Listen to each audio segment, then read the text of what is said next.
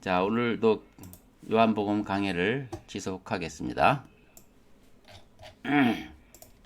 자, 7장 요한복음 8장이죠. 본문은 10절, 11절 두 절을 읽겠습니다. 요한복음 8장 10절, 11절.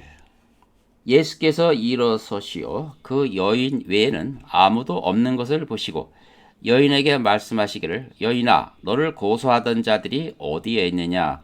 아무도 너를 정죄하지 않더냐고 하시니, 그 여인이 말씀드리기를, 주여, 아무도 정죄하지 않았나이다 라고 하더라. 예수께서 그녀에게 말씀하시기를, 나도 너를 정죄하지 않노라. 가라. 그리고 더 이상 죄를 짓지 말라고 하시더라. 강의 형식으로 요한복음 8장을 쭉 살펴볼 것인데, 제목은 더 이상 죄 짓지 말라는 내용으로 말씀을 증거하겠습니다. 1절에서 11절까지는 간음하다 잡힌 여인 이야기가 나옵니다. 이것은 예수님을 공격하기 위해서 생긴 일입니다. 사람들이 간음하다가 현장에서 잡힌 여인을 끌고 옵니다. 그런데 남자는 놔두고 여자만 끌고 왔습니다. 이들은 처음부터 율법을 말할 자격이 없는 자들입니다. 예수께 이 여인을 돌로 쳐야 하리까 말아야 하리까 이렇게 그들이 묻습니다. 예수님은 너희들 중에 죄 없는 자가 먼저 치라고 하십니다. 그리고 땅바닥에 뭔가를 쓰셨습니다. 그러자 그들은 양심의 찔림을 받고 돌을 놓고 전부 도망갔습니다. 다 도망가고 예수님과 여인만 남았습니다. 이제 예수님이 돌을 들어 치면 그 여인은 죽을 수밖에 없는 상황입니다. 그때 주님은 나는 너를 정죄하지 않겠다고 말씀하셨습니다. 그리고 덧붙이시기를 더 이상 죄짓지 말라고 하십니다. 사람들은 앞의 이야기에 매료되어 마지막 말씀에는 관심을 덜 갖는 경향이 있습니다. 자, 이 전체 이야기를 통해서 마치 고소하는 것은 나쁜 것인가로 또 오해할 수도 있는데, 그 이유는 죄인인 주제에 남의 잘못을 밝혀내고 고소하는 것은 부당하다고 이렇게 또 하는 이야기일까? 또 그런 것은 아닙니다. 서로 법을 지키며 정의로운 사회를 이루어 가야 하는 것은 우리의 모두의 의미이기 때문입니다. 이 일은 예수님을 곤란하게 만들기 위해서 한 일입니다. 동기가 악한 것이죠. 몰래 숨어서 올무를 놓는 행위로서 구약에서는 벨리알의 자녀들이나 하는 짓입니다. 그것은 예수님이 종교 기득권자들에게 위협이 되었기 때문입니다. 그래서 그 세력을 초반에 그 싹을 꺾어 놓으려고 그들이 이제 음모를 꾸민 것이죠. 이 과정에서 나도 너를 정죄하지 않겠다 하신 말씀의 의미도 또한 잘 이해를 해야 합니다. 법 같은 것은 무시하라는 뜻도 아닙니다. 법을 지키는 것보다 더 중요한 것이 있다를 말하는 것도 아닙니다. 그 이유는 주께서 그 여인에게 마지막으로 하신 말씀이 뭐냐면 더 이상 죄짓지 말라라고 하셨기 때문입니다. 예수님은 율법의 1.1획도 없어지지 않을 것이라고 말씀하셨습니다. 마태복음 5장 18절에 진실로 내가 너희에게 말하노니 하늘과 땅이 없어지기 전에는 율법의 1.1획도 모든 것이 이루어질 때까지 결코 없어지지 아니하리라. 그러니까 하늘과 땅이 없어지기 전, 그러니까 모든 만물을 아버지께 바치기 때까지 율법의 그 정신은 여전히 살아있다는 것입니다. 본문 말씀에서 성도 여러분이 꼭 기억해야 할 말씀은 마지막 말씀입니다. 다시는 죄 짓지 말라. 이것은 우리 그리스도인도 수시로 죄를 짓기 때문에 그런 것입니다.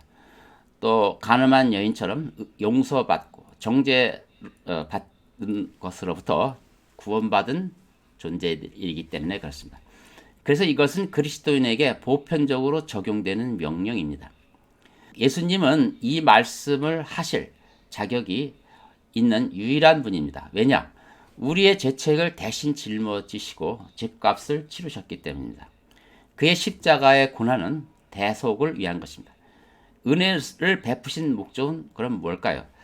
앞으로 사람답게 잘 살라는 뜻입니다. 새 삶을 열어주셨으니 값없는 이 은혜를 값지게 살아내야 하는 것이 우리의 말할까요? 마땅한 책무이죠. 그런데 또 죄를 계속 지으면 어떻게 됩니까? 이런 의문을, 그러니까 이러한 질문을 할 수가 있습니다. 그래서 베드로도 예수님한테 그런 질문을 한 적이 있습니다. 이때 예수님은 형제가 죄를 지었을 때 70번씩 7번이라도 용서해 주라고 말씀하셨습니다. 한번 그것은 찾아보겠습니다. 마태복음 18장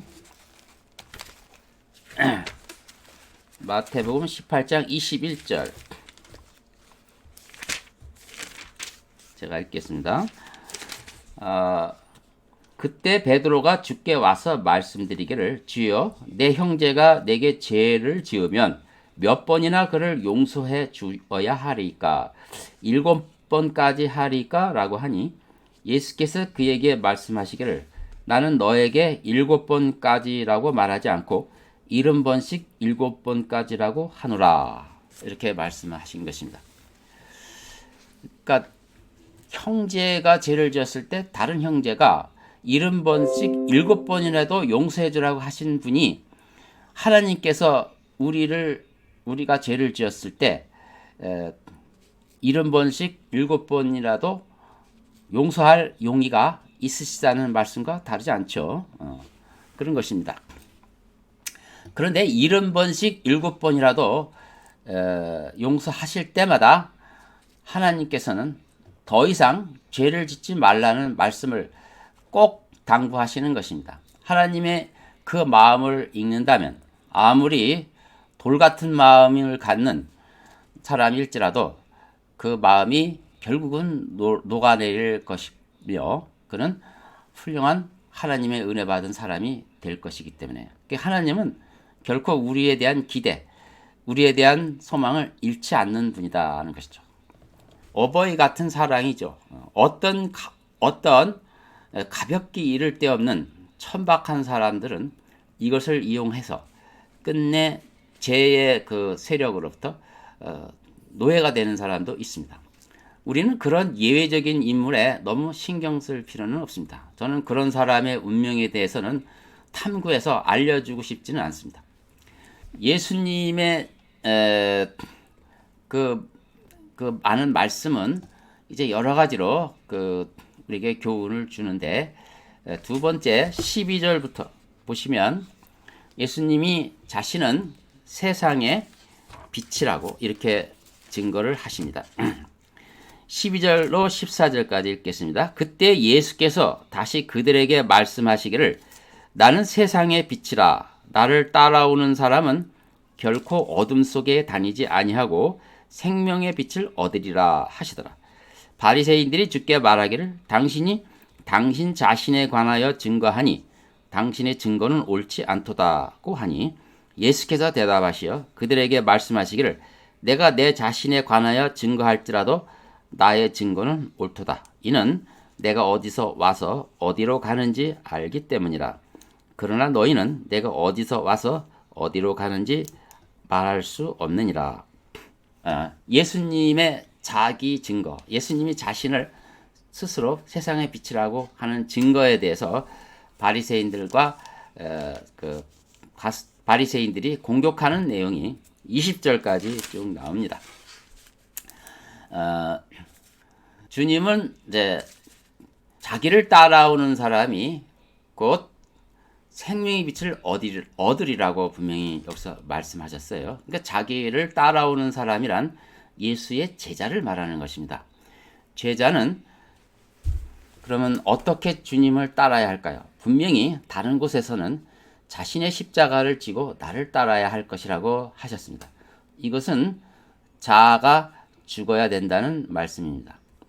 자아를 죽이는 것은 그러므로 그리스도인의 첫 번째 과제입니다. 저는 쭉 성경을 볼 때 과거에는 이렇게 배웠었습니다. 신앙인도 급시 있다. 사도와 같은 급, 그리고 거룩한 성도와 같은 사람, 그리고 그저 예수님을 겨우 믿는 정도의 사람, 이렇게 해서 뭐 그거에 관련 본문도 없는 것은 아닙니다. 그래서 굳이 그렇게 나누는 것이 결코 내 신앙에 도움이 안 되더라고요. 그리고 쭉 보면 그냥 그런 거 없이 쭉 읽어보면 반드시 예수님을 제대로 알면 제자가 돼야 되는 게 맞아요. 그러니까 그리스도인은 제자가 돼야 되는 게 맞습니다. 그런 느낌으로 저는 들립니다. 그래서 나는 세상에 비치고 나를 따라오는 사람은 결코 어둠에 다니지 아니한다. 이 나를 따라오는 사람은 제자거든요. 그러니까 여기는 그리스도인은 전부 제자가 돼야 되는 게 맞는 거예요. 그래서 제자로서 부름을 받았다라고 하는 것이 구원에 대한 올바른 이해를 가져야 된다고 믿는 것입니다. 그래서 그리스도인이 첫 번째 과제는 예수님을 따라와야 돼요. 그래야 어둠 속에 다니지 않고 생명의 빛을 얻는 것입니다. 근데 따라간다는 것은 쉬운 일이 아닙니다. 그래서 자기 십자가를 지고 따라가라. 즉 자아를 죽여라는 거죠.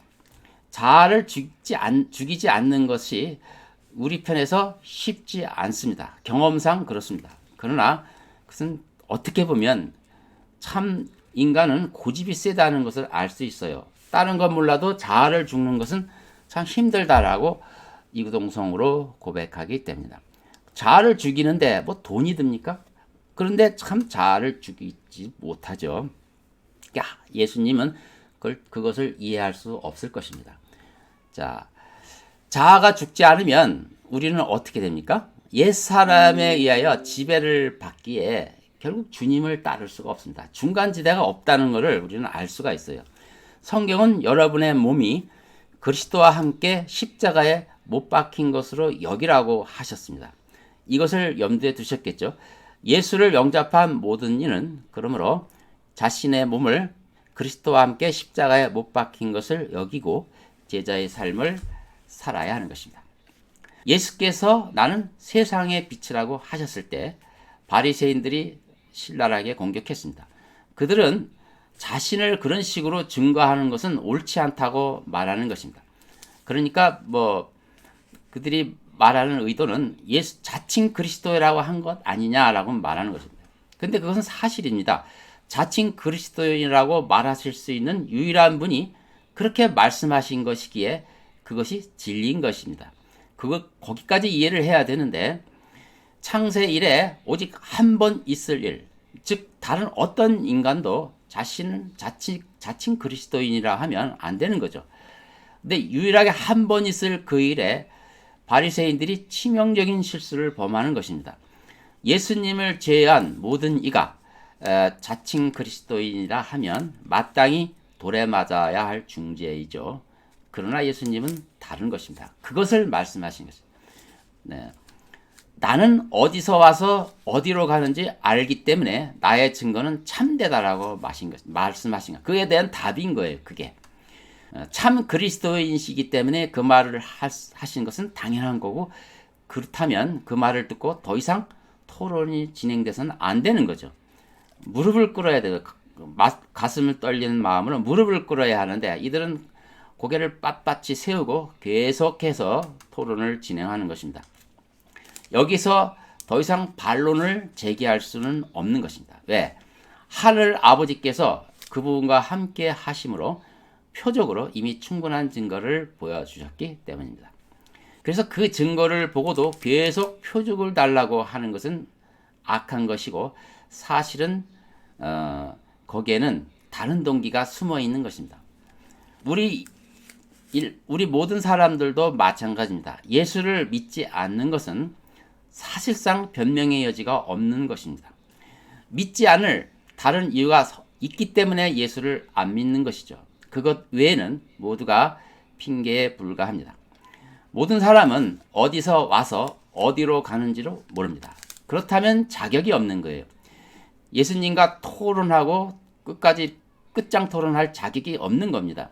태어나서 어떻게 살아야 하는지 그런 사람들은 당연히 삶의 목표도 모르죠. 그래서 삶의 목표가 사람마다 각기 다릅니다.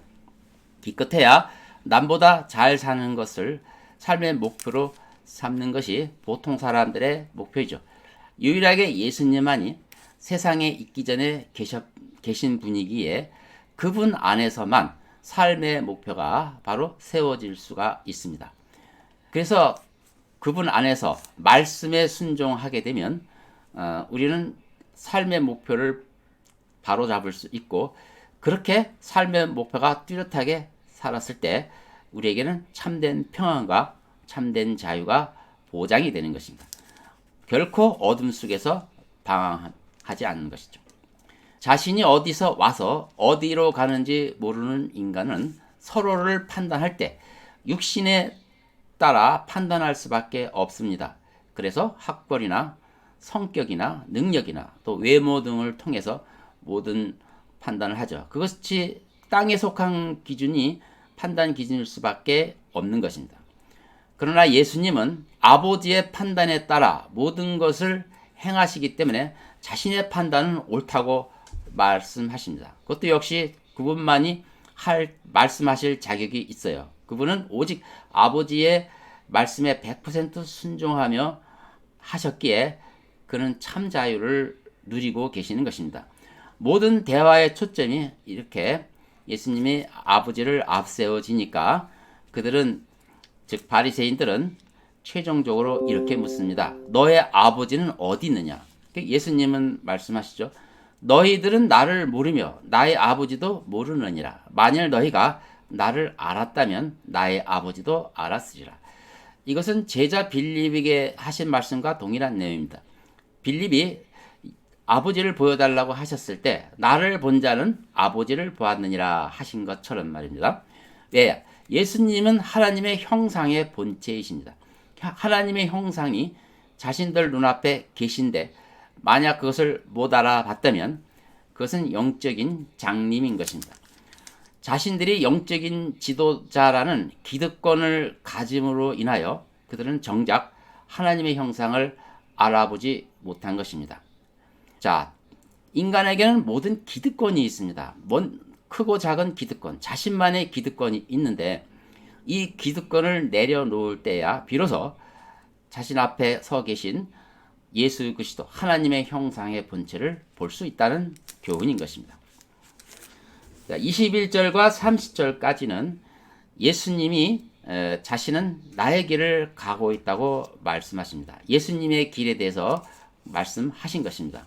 21절을 보겠습니다. 그때 예수께서 그들에게 다시 말씀하시기를 내가 나의 길을 가리니 너희가 나를 찾을 것이나 너희는 너희 죄들 가운데서 죽으리라. 내가 가는 곳에는 너희가 올 수 없느니라고 하시니. 이렇게 예수님을 알아보지 못하는 자들은 결국 죄들 가운데 죽을 것이라고 경고하시는 것입니다. 여기서 예수님의 길이라 함은 죽으심과 부활, 그리고 그 이후 아버지께 되돌아가시는 그 길을 말합니다. 그것이야말로 아버지를 영원롭게 하는 길이라고 분명히 말씀하셨습니다. 죄인들로부터 고난받고 죄인을 위해 대속의 제물로 드려지신 후에 성령으로 의롭게 되어 죽은 자 가운데 다시 살아나셨습니다. 그리고 모든 이에게 증거하신 후에 하늘 보좌로 승천하셨습니다. 이것이 바로 방금 말씀하신 내가 나의 길을 가리니 하는 그 내용입니다. 바울은 이것을 경건의 신비라고 말씀합니다. 디모데전서 3장 16절에 경건의 신비는 논쟁의 여지 없이 위대하도다. 하나님께서는 육신으로 나타나셨고 성령으로 의롭게 되셨으며 천사들에게 보이셨고 이방인들에게 전파되셨으며 세상에서 믿음 바 되셨고 영광 가운데로 들려 올라가셨습니다. 유대인들이 이 말씀을 듣고 그가 자살하려는가 라고 했을 때 주님은 이렇게 말씀하십니다. 23절에 주께서 그들에게 말씀하시기를 너희는 아래에서 났고 나는 위에서 났으며 너희는 이 세상에 속하나 나는 이 세상에 속하지 아니하노라. 24절 그러므로 너희는 너희 죄들 가운데 죽으리라. 왜냐하면 너희가 내가 그인 줄 믿지 아니하면 너희는 죄들 가운데서 죽을 것이 땜니라. 그러니까 예수께서 죄를 사하여 주실 그리스도이심을 믿지 못한다면 자신의 죄로 인하여 죽을 것이라고 경고하신 것입니다. 땅에서 난 자는 죄 아래서 난 자입니다. 그러므로 반드시 예수 그리스도를 통한 죄 사함이 있어야 합니다. 그때 비로소 하늘 아버지 집으로 우리도 갈 수 있는 것입니다. 지금 예수님은 분명히 복음을 증거하신 것입니다. 그들은 여전히 말귀를 못 알아듣고 믿지 못해서 다시 묻습니다. 너는 누구냐? 주께서 이렇게 말씀하십니다. 내가 처음부터 너희에게 말해온 대로니라. 즉 처음부터 아버지에 관한 것을 말씀하셨으나 깨닫지 못하는 것이죠. 28절에 그 말씀하십니다. 예수께서 그들에게 말씀하시기를 너희가 인자를 들어 올리는 그때에야 너희는 내가 그인 줄 알게 되리라. 나는 스스로 아무것도 하지 아니하나 오직 나의 아버지께서 내게 가르치신 대로 이런 것들을 말하노라. 사실 바리새인들에게도 한 번의 기회를 더 주어 주셨습니다. 사도들을 통해서 부활하신 이후 이 복음을 증거했을 때 그때 사실은 바리새인들은 마지막 기회였던 것입니다. 십자가 사건을 우리는 통과해야만 예수님을 비로소 알게 됩니다. 우리는 참으로 은혜 받은 사람들이죠. 예수님의 십자가 이후에 복음을 들었기 때문에 이 바리새인들과 같은 그런 갈등을 겪을 필요는 없는 것입니다. 사도행전 이후 이스라엘의 상황을 예언적으로 말씀하실 뿐만 아니라 만민의 복음이 증거하는 온 세상의 상황들을 여기서 말씀하시는 것입니다. 우리는 복음을 통하여 예수가 하나님의 아들이시며 대속의 제물을 드려서 하나님과 우리를 화해케 하신 구주이심을 믿습니다. 여기에 이제 더 이상 의심할 여지가 없는 것입니다. 그러나 여전히 세상은 무신자들로 가득하고 차고 있습니다. 많은 그 무신론자들이 이렇게 세상에 들끓는 데는 교회의 잘못도 있습니다. 사실은 아무튼 그러나 하나님의 말씀은 단순하며 분명합니다. 예수님을 모르는 사람들은 사실상 모두 무신론자입니다. 그들이 예수를 알아보지 못하는 이유는 자신의 기득권을 놓치기 싫어서입니다. 바리새인들이 그토록 긴 시간을 예수님과 대화했음에도 결국 설득이 안 되는 이유가 뭘까요? 예수님이 증거가 불분명해서 그럴까요? 전혀 그렇지 않습니다. 그들은 결코 기득권을 놓치기 싫어서 그렇게 한 것입니다. 뭔가 예수가 자신의 기득권에 득이 되지 못한다고 여기면 아무리 증거가 산처럼 쌓여 있어도 여기 바리새인들처럼 여러 가지 핑계를 대면서 끊임없이 헛된 논쟁만 일삼고 시간을 쓸 것입니다. 여러분이 혹시 믿음의 방해가 있다. 근데 그것이 뭔지 모르겠다고 자신을 성찰하는 기회가 있다면 그것은 혹시 자신 안에 숨겨놓은 기득권일 것입니다. 이것만큼은 내가 꼭 지켜야 한다는 그 기득권이 결국 신앙을 앞으로 전진케 하는데 커다란 걸림돌임을 아셔야 합니다. 이제 마지막으로 31절부터 59절까지 하신 말씀을 증거하고 마무리하겠습니다. 31절에 보시면 이런 말씀이 나옵니다. 그때 예수께서 자기를 믿은 그 유대인들에게 말씀하시기를 너희가 내 말에 거하면 참으로 나의 제자가 되고 진리를 알게 되리니 그 진리가 너희를 자유롭게 하리라고 하시더라. 이 귀중한 말씀입니다. 여기서 너희가 내 말에 거하면 이라는 조건절이 붙어 있죠. 예수님이 말씀하시는 자유, 이 자유는 사람들이 생각하는 그 자유와 약간 결이 다릅니다. 이것은 말씀 안에 거할 때 얻을 수 있는 자유를 말하는 것입니다. 말씀 안에 거할 때 얻을 수 있는 자유. 여러분 이해가 되십니까?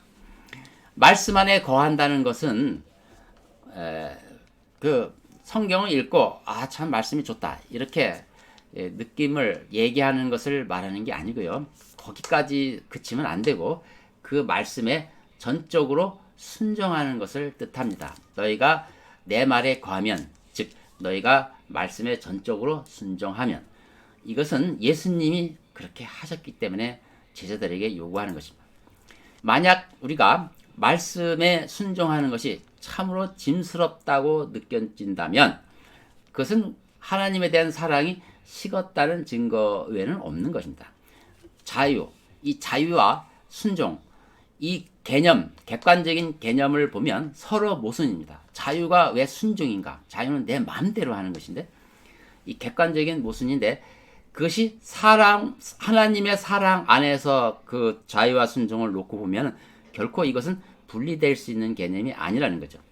한 예로 들어서 부부가, 즉 사랑하는 아내에게, 사랑하는 남편에게 자신의 삶을 오직 순종함으로 헌신하는 것을 가장 고귀한 사랑의 표현으로 얘기하죠.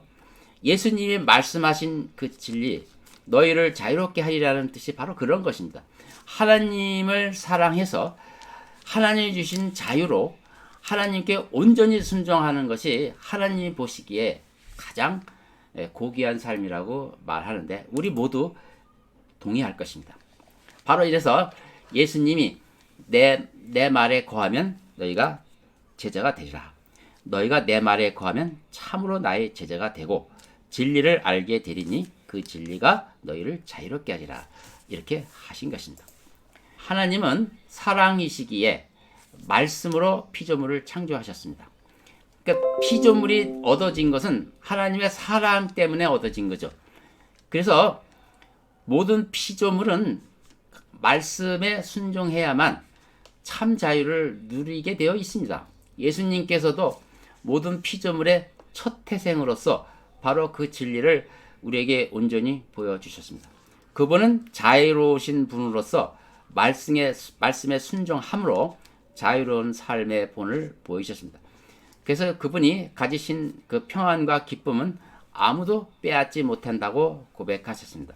우리는 하나님의 말씀에 순종하는 것을 피해서 자유를 찾는다면 거기서는 자유를 얻지 못할 것입니다. 그것은 신기류와 같은 것입니다. 우리 그리스도인도 오직 말씀 안에서 참 자유를 누리는 복된 삶이 되시기 바랍니다. 이제 말씀을 마치겠습니다. 가늠하다 잡힌 여인 이야기에서 교훈을 삼아야 할 부분은 우리는 다시는 죄짓지 말라는 말씀의 의미를 깊이 기억하는 것입니다. 우리 그리스도인이 이 부분에 대해서 너무 집중하지 않는 것 같습니다. 예수님은 세상의 빛이십니다. 주를 따르는 사람들은 결코 어둠 속에 다니지 아니하고 생명의 빛을 얻게 될 것이라고 하는데 이것이 따로따로 놀면 안 되는 것입니다. 그리스도인은 가늠한 여인이 구원받는 모습과 똑같은 것이고 더 이상 죄짓지 않는 말씀에 순종해서 주를 따르는 것입니다. 그럼 결국 어둠 속에 다니지 않게 되겠죠. 또 생명의 빛을 얻게 되겠죠. 바로 이것이 참 자유인의 참된 모습입니다. 우리는 육신의 연약함을 안고 주님을 따르는 주의 제자입니다. 그러므로 형제를 용서하되 70번씩 7번을 해야만 되는 존재인 것입니다. 자신을 잘 알아야 됩니다. 그러나 형제의 죄를 알려줘야 하는 것이죠. 하나님께서는 언제나 우리의 죄를 회개할 때마다 용서하십니다. 동시에 항상 다시는 죄를 짓지 말라는 당부까지 하신다는 사실을 잊지 마십시오. 7번씩 70번, 70번씩 7번 용서하는 가운데 아무리 강심장에 돌같은 마음일지라도 그는 분명히 녹아질 것이고 예수님의 제자가 될 것입니다. 여러분은 너무 실수에 주눅들지 마시고 한량없는 은혜의 하나님을 이렇게 알게 된 것을 먼저 감사하십시오. 그리고 온 힘을 다해서 자신의 용서받았으면 주님 안에서 자신의 능력을 찾아내십시오. 그리고 주신 은사를 남은 삶에 힘껏 발휘하여서 아주 긍정적인 삶을 살아내시기 바랍니다. 이것이 우리 한사랑 가정교회 성도들이 해야 할 책임인 것입니다.